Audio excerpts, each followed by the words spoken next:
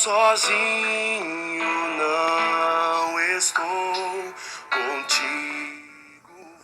Bom dia, queridos, a graça e a paz. Hoje são dia 29 de agosto de 2023. Vamos estar dando início a mais um devocional, a mais uma palavra que o Espírito Santo tem colocado no meu coração. E vamos dar continuidade em Josué, no capítulo 11, no versículo 20. Porque isso vinha do Senhor, que endurecia o coração deles, para que resistisse a Israel com guerra, para que pudessem ser destruídos e não fosse feita misericórdia, antes fossem desraigados com o Senhor, como tinha ordenado a Moisés. Queridos, aqui está falando sobre a resistência que Josué iria enfrentar dos inimigos ali, daquele povo, que Deus tinha endurecido o coração deles, porque o nível de maldade daquela cidade era tão grande, que Deus tinha colocado uma resistência para que não houvesse mais quebrantamento e eles pudessem se arrepender, para que Deus não tivesse misericórdia deles para o nível de maldade que eles tinham cometido. E aquilo ali, essas batalhas espirituais aconteciam na época de Josué. Deus endurecia o coração, Josué ia lá, eliminava o mal, né? Aquela cidade sanguinária, aquela cidade maligna, cheia de pecados, cheia de contaminação. Deus mandou eliminar tudo. Elimina os teus inimigos. Só que agora, quando eu fui fazer o estudo aqui, o devocional, Deus me revelou lá em João 7. E João 7 traz uma nova realidade, a realidade em Cristo. E quando a gente vê Jesus exercendo seu ministério, exercendo seu chamado aqui na terra, nós vimos muita resistência também espiritual. E da mesma forma como Josué enfrentava a resistência daqueles reis, Jesus também começou a enfrentar a resistência dos fariseus, dos judeus daquela época, que não queriam aceitar a verdade de Cristo. E quando você lê João 7, você fica entristecido, porque os próprios irmãos de Jesus também não criam nele, também não acreditavam e começaram a afrontar Jesus na palavra. Vamos ao texto. João 7, no versículo 3. Disseram-lhe, pois, seus irmãos: sai daqui e vai para a Judeia, para que também os teus discípulos vejam as obras que fazem. Porque não há ninguém que procure ser conhecido que faça alguma coisa em oculto. Se faz essas coisas, manifesta-te ao mundo, porque nem mesmo seus irmãos criam nele. Então, queridos, Jesus estava ali no momento de afronta ali espiritual. Jesus estava enfrentando uma batalha terrível por causa da incredulidade daquele povo, a incredulidade dos teus próprios irmãos de sangue, aqueles que nasceram com Jesus, que viram Jesus crescendo, não acreditavam na obra que Deus tinha sobre a vida dele, não acreditavam que ele era verdadeiramente o Cristo, o Filho do Deus vivo. Então começaram a afrontar. E Jesus ele fala assim para os irmãos dele, fala assim: olha, eu não vou nessa festa, pode ir na frente. Né? Jesus vai depois que os irmãos já tinham ido, depois de 3 dias que ele chega na festa. E quando Jesus chega naquela festa, que era a festa dos tabernáculos dos judeus, ele chega depois de 3 dias e sabe o que ele faz na festa? Ele vai ensinar. E quando ele está ensinando naquela festa, naquele momento, a multidão ficou maravilhada com as tuas palavras. Eles ficaram muito quebrantados com aquilo que Jesus estava falando. Mas os fariseus, movidos de uma inveja, movidos de uma ira, tentavam apagar o brilho que estava ali sobre Jesus. Tentavam confundir, falando que o povo estava sofrendo engano, né? Falando que aquele homem era um mentiroso, que era um impostor. E algo interessante que Jesus nos fala no capítulo 7, no versículo 17, está escrito assim: se alguém quiser fazer a vontade dele, pela mesma doutrina conhecerá se ela é de Deus ou se falo de mim mesmo. Porque quem fala de si mesmo busca a sua própria glória, mas o que busca a glória daquele que o enviou, esse é verdadeiro e nele não há injustiça. Aí ele fala assim no versículo 19: não vos deu Moisés a lei? Nenhum de vós observa a lei. Por que procuraste me matar? O que acontece aqui, queridos? Nessa situação aqui, Jesus está falando, olha, existe uma doutrina verdadeira e eu cumpro a doutrina verdadeira que é do meu Pai. Vocês têm a lei de Moisés, vocês nem praticam aquilo que vocês ensinam. Vocês sabem muito bem que vocês estão na hipocrisia. Vocês sabem que vocês pregam coisas que vocês nem de longe vivem ou praticam as coisas que vocês pregam. Jesus estava confrontando aquele povo que conhecia muito as letras, mas na prática, na observância daquilo que eles falavam que conheciam, a sua prática eram horríveis. Né? Eram muito bons em palavras, mas na hora de exercer e de executar as doutrinas que eles mesmos tanto defendiam, eles eram péssimos nisso. Então, Jesus, no mesmo versículo, no 19, fala assim: por que procurais me matar? Por quê? Porque simplesmente quem está praticando, quem está tentando exercer a verdadeira justiça de Deus, que está tentando obedecer ao Senhor, que está ali em busca de jejum, de oração, de viver os propósitos do Senhor, de crescer espiritualmente, aqueles que não estão fazendo, aqueles que vivem uma hipocrisia, o que eles vão fazer? Eles vão tentar matar quem está fazendo certo, porque quem está fazendo certo, as suas obras denunciam que as obras deles eram más.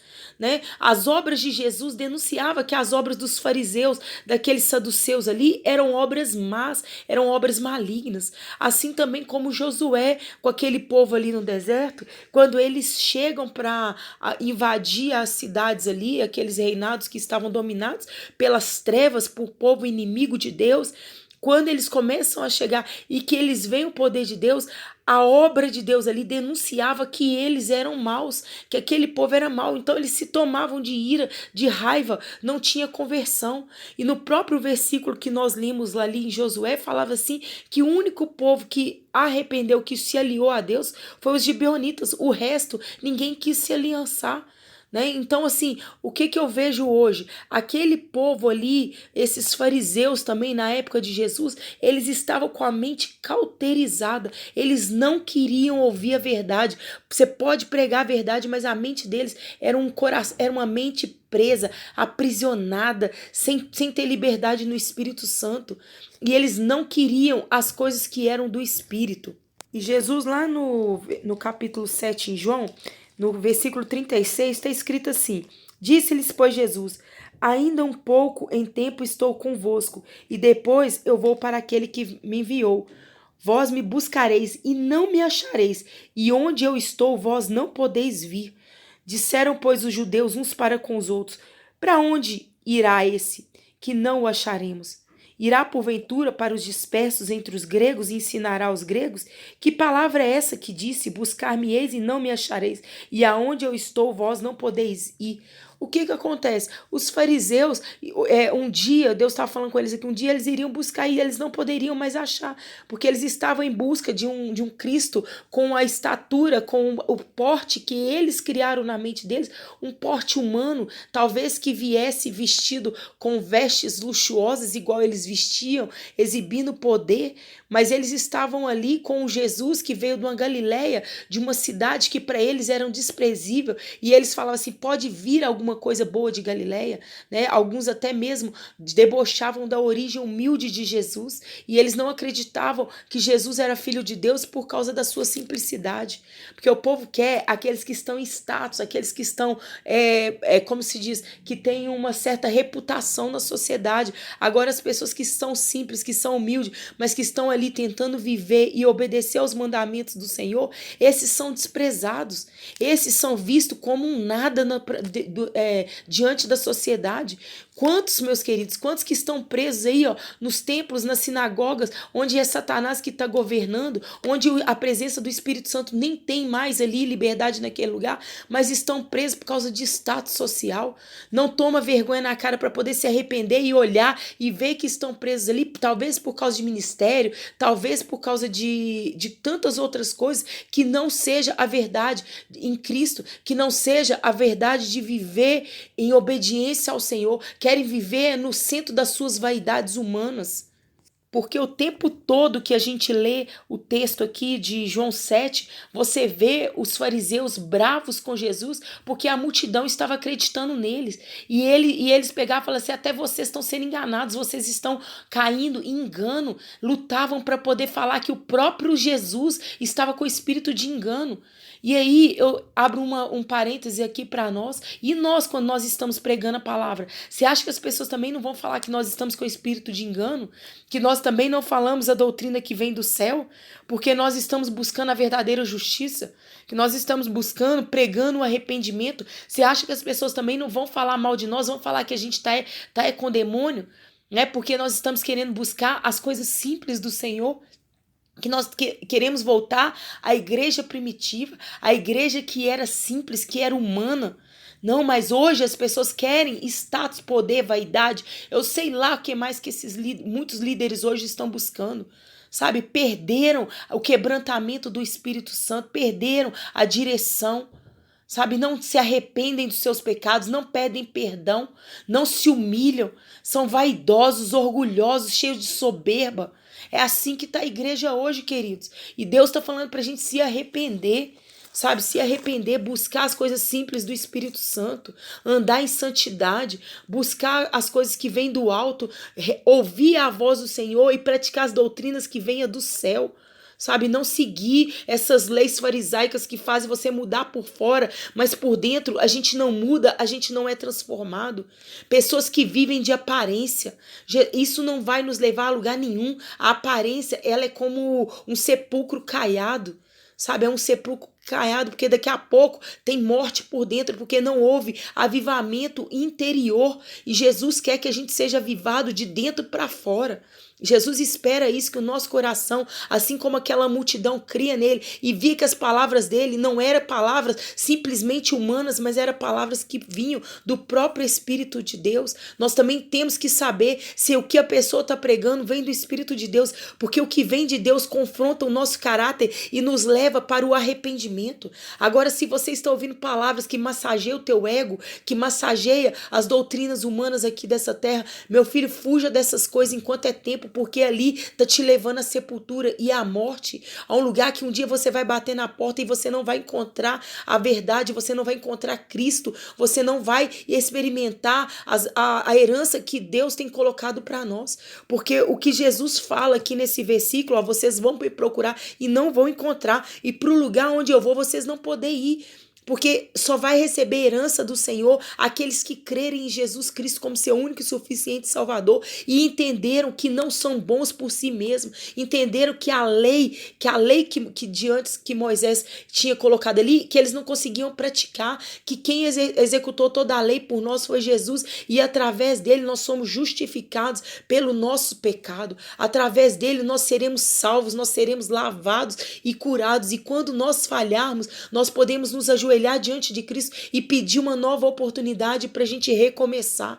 Jesus é a nossa oportunidade de recomeço, sabe? De recomeçar quantas vezes for necessário, enquanto nós tivermos o fôlego de vida aqui. O Espírito Santo que habita dentro de nós vai nos ensinar a levar esse caminho de vida, de recomeço, de renovo, enquanto nós estivermos nessa terra. Foi essa herança que Jesus conquistou para nós. E aqueles fariseus, aqueles homens ali, eles não teriam direito a essa herança por negarem Cristo, por não observarem quem estava diante deles, o próprio Deus vivo diante deles, e eles não enxergavam a verdade. Então, queridos, trazendo uma aplicação aqui para a nossa vida, para o nosso dia, nós não devemos andar, sabe, sobre opiniões humanas ao nosso respeito. Jesus, ele sabia qual a missão que ele veio ensinar o caminho, a verdade e a vida.